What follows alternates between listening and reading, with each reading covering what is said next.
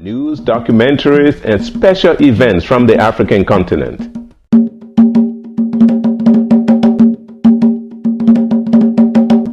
Hello, I'm Cyril Ule from Atlanta, Georgia, and I want to invite you to watch Africa TV 1 for news, documentaries, and special events from the African continent.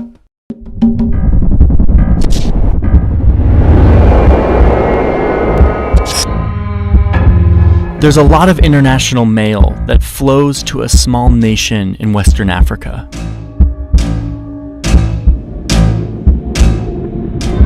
The mail is addressed to an address that should be right here along this main street.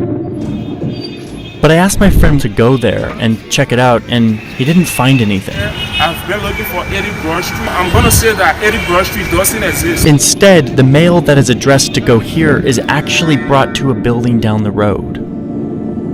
Right here. Right here, this building is where all LISC Arab bills are forwarded from the building that doesn't exist on Eddie Broad Street. From there, the mail is scanned and sent electronically thousands of miles away to a nondescript office building outside of Washington, D.C. It's actually right near my house in Northern Virginia. Henry, check out this random building. Does this building look super boring to you? Oh! This building is right near our house. I guess I expected something a little bit more interesting. This process is a part of a secretive web of corporate secrecy. It's a web that is built off of years of strange connections between the United States and the country of Liberia, a nation invented by a group of Americans here in Virginia. This is how the US stashed its secrets off the coast of West Africa.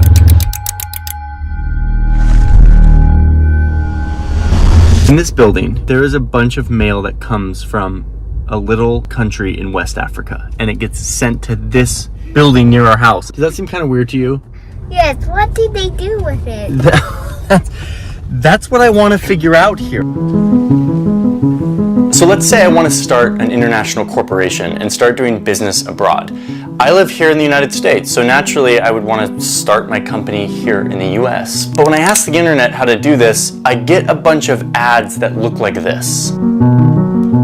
Even though my office would be here in Washington, D.C. in the United States, the internet is telling me that on paper I should set up my corporation in one of these random small countries around the world. Places like the British Virgin Islands, or Mauritius, or Belize, Gibraltar, Malta, the Seychelles Islands. Wait, the Seychelles? Like that tiny island nation in the middle of the Indian Ocean that has like less than 100,000 people? It's like 40 hours of flying to get there. Why would I want to set up my business in the Seychelles? Here's why. If I set up my corporation on paper in the British Virgin Islands or the Seychelles, suddenly I actually don't have to pay very much taxes, if any at all. My new corporation now won't have to actually obey any of the corporate laws here in the United States, which require you to publish all sorts of information about your finances, about your corporation to the public record. If my corporation is in the Seychelles, I don't have to do any of that. This is actually starting to seem like a pretty attractive option. These tiny nations have set up their laws to attract big corporations for this very purpose, to set up on paper in their country so that the government can make a little bit of money off of the little taxes they receive and any of the registration fees and dues. And it's not just corporations. The same concept applies to shipping vessels. These are big barges that make our world economy run, and they spend most of their time in water that belongs to no country, and yet they still have to follow the rules of the country whose flag they fly, where they're registered. And so if you register to a country that has very low taxes and no laws around how you need to treat your employees on the boat and what safety regulations you need to follow, then those are the rules you need to follow when you're out on the high sea. So the modern global economy turns out to be a race to the bottom. Corporations and shipping vessels registering themselves to whatever country will give them the least amount of accountability and transparency. We call these havens, tax havens, or shelters. And this isn't just like shady criminal corporations. Most corporations that you interact with on a daily basis have loads of subsidiaries in faraway tax havens that they have set up to escape transparency and accountability. Okay, but back to me and my corporation that I theoretically want to sign up. If I want to set up in the Seychelles or the British Virgin Islands, this is actually kind of complicated. How do I navigate all the laws and the paperwork? Ask the internet. And when I ask the internet, I get a bunch of ads. These are ads of companies who are dedicated to helping corporations set up in these offshore jurisdictions, in these tax havens. So if I want to set up in the British Virgin Islands, I could choose a bunch of different companies to help me get that paperwork done. And then while I actually do my business back here in Washington, D.C., they help manage all the taxes and the requirements and all the little things I need to do to upkeep my little facade of having a company in this place, even though I actually don't. Okay, so here's where this gets weird. We're talking about tax havens and offshore jurisdictions and all this stuff. Let's get back to Liberia, which Liberia is one of these tax havens. It's a place that has structured its laws to attract foreign corporations and shipping vessels to register with them so that they can make a little money off of those dues and taxes. When I go to start my corporation in Liberia, I don't get a bunch of ads for middlemen who want to help me set up my new Liberian corporation. Instead, I'm funneled to one company, this one. And this company boasts that it has the exclusive right to handle all companies that want to register their corporation or ship in Liberia. This is the company whose building is near my house. And on the surface, it just looks like another middleman paper pusher. Super boring. But you peek under the surface and there's something way bigger going on here. Not just a corporation running away from taxes and accountability, but instead this is a symbol of how the US projects its power in the 21st century and how it uses other countries to hide its secrets. Quick pause for a second. This story is crazy, and it's about to get even more crazy.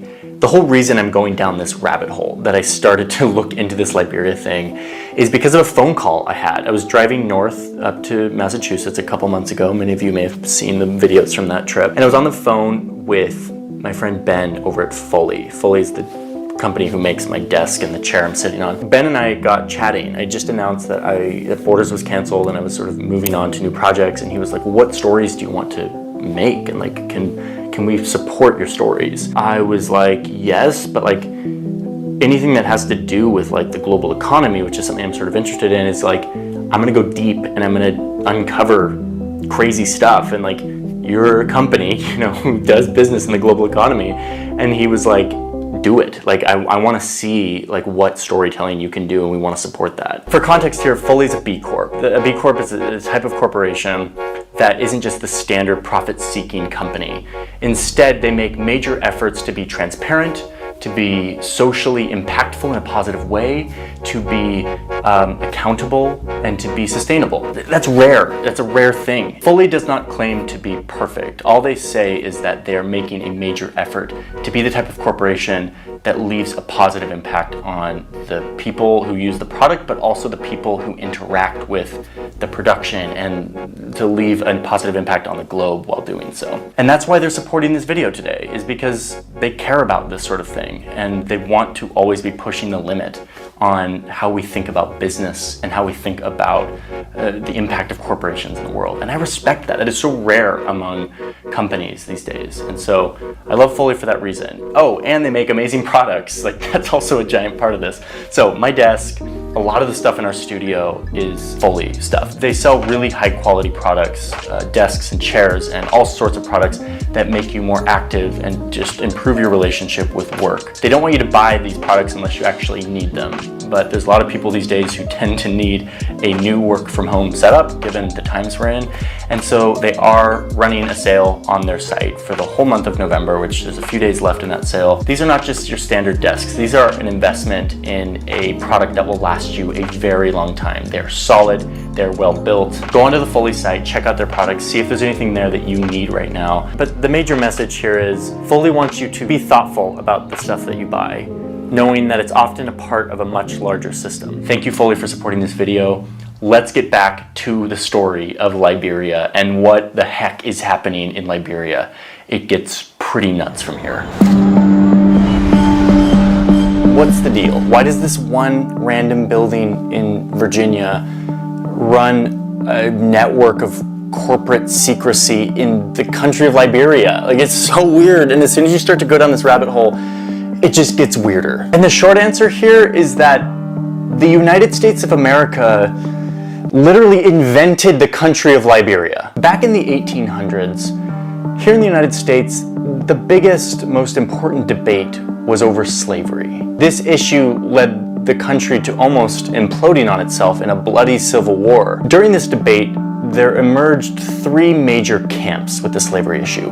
One were the abolitionists, the people who were like, dude, this is wrong. Let's reform our country to be done with this terrible thing we've done. And then, of course, there were the people on the pro-slavery side who were often had a financial incentive to keep slavery alive with their plantations and their businesses.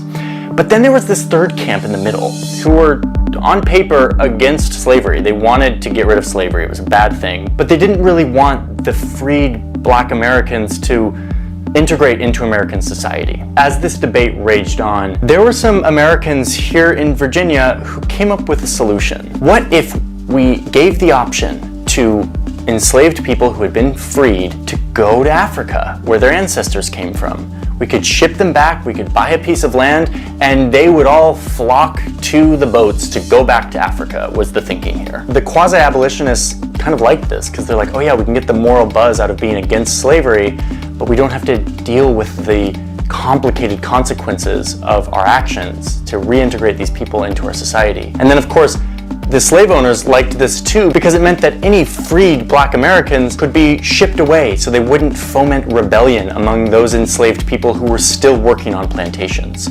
So there was this strange alignment between these quasi-abolitionists and these slave owners, and they started their own organization.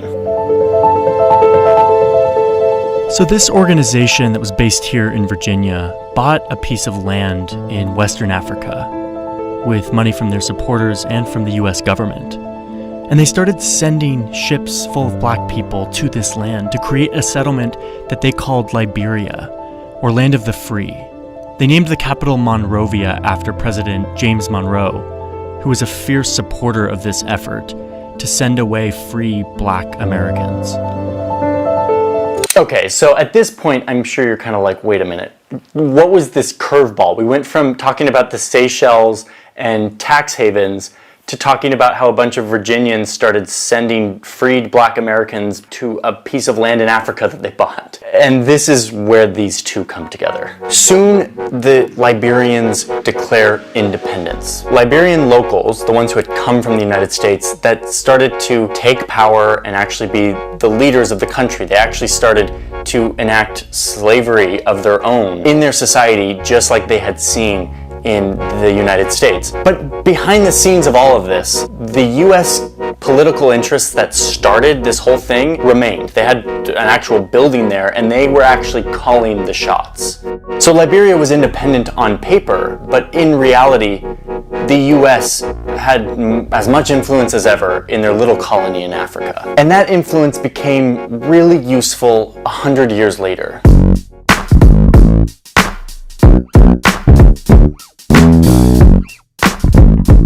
So it's 100 years later, the US just got out of World War II, and you have this guy. This guy was the Secretary of State for the US, which is like the foreign minister. He became a US representative at the UN, and he was out on a diplomatic tour that brought him to Liberia. While in Liberia, this little... Hello, I'm Cyril Lule from Atlanta, Georgia, and I want to invite you to watch Africa TV 1 for news, documentaries, and special events from the African continent.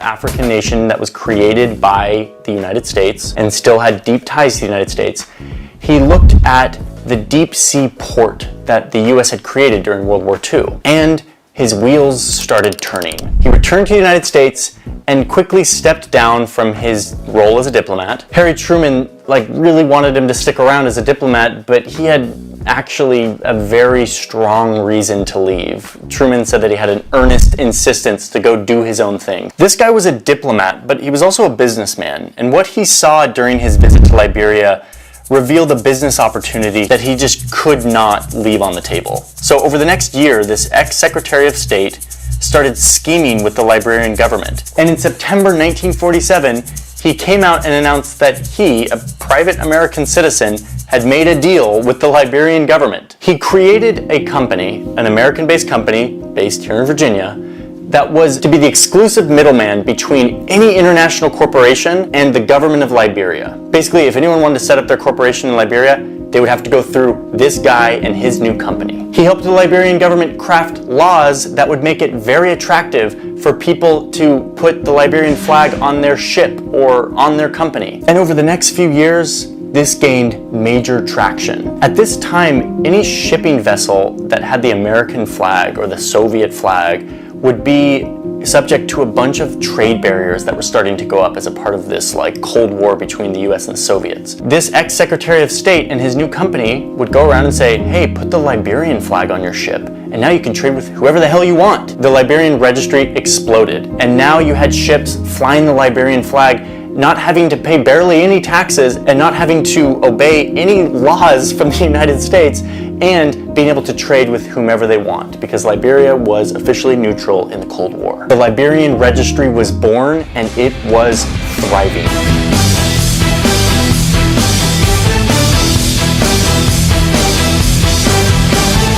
So in recent decades, the number of ships that register under the Liberian flag, who never step foot in Liberia, by the way, but have their flag on their ship, has grown, and it has become the second most common flag on international ships in the world, only second to Panama. Meanwhile, the company here in Virginia who has a monopoly over this registry is getting super rich, and they're giving some of those riches to the Liberian government. But what the Liberian government does with that money is actually probably the ugliest underbelly of this whole story.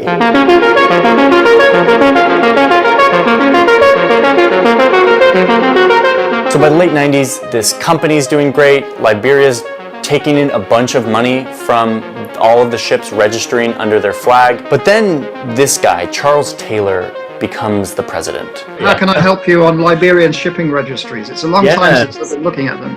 What has the registry allowed the government of Liberia to do that it wouldn't be able to do otherwise? It was one of the most consistent, dependable sources of revenue for the Liberian government. That was important, particularly in the Charles Taylor period when it was civil war in Liberia and there were no other sources of revenue.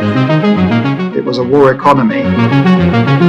He starts taking the money that's coming in from all these ship and corporation registries, but not just to fight these wars. He goes on to commit some of the most egregious crimes the world has ever seen. I was the one myself that investigated the shipping registry. We found, documented, exposed that the shipping registry, that its revenues were being diverted to purchase arms and ammunition in violation of UN sanctions.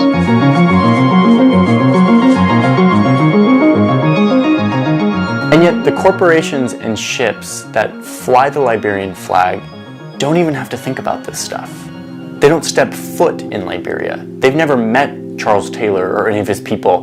They just go about doing their thing and doing all of their business through a nondescript office right near my house, where a company is getting very rich using Liberia as the facade, but really everything is happening right here. The money is being made right here, and a little bit of that is being sent to Liberia, and Liberia is using it to do terrible things. Charles Taylor eventually goes to the International Court of Justice and gets indicted on 1 million really horrible counts, goes to jail for the rest of his life, but the registry that helped fund his horrible rise remains, and remains as a mechanism for helping many corporations around the world hide their secrets and evade accountability. And this connection between these two unlikely places retains a similar purpose as its original one, way back in the 1800s, when with the support of the US government, private interests sent away their secrets and their guilt to a faraway place. And that hasn't really stopped happening. Today, with the blessing of the US government, corporations continue to deposit their secrets in this same faraway place, far away from any real accountability.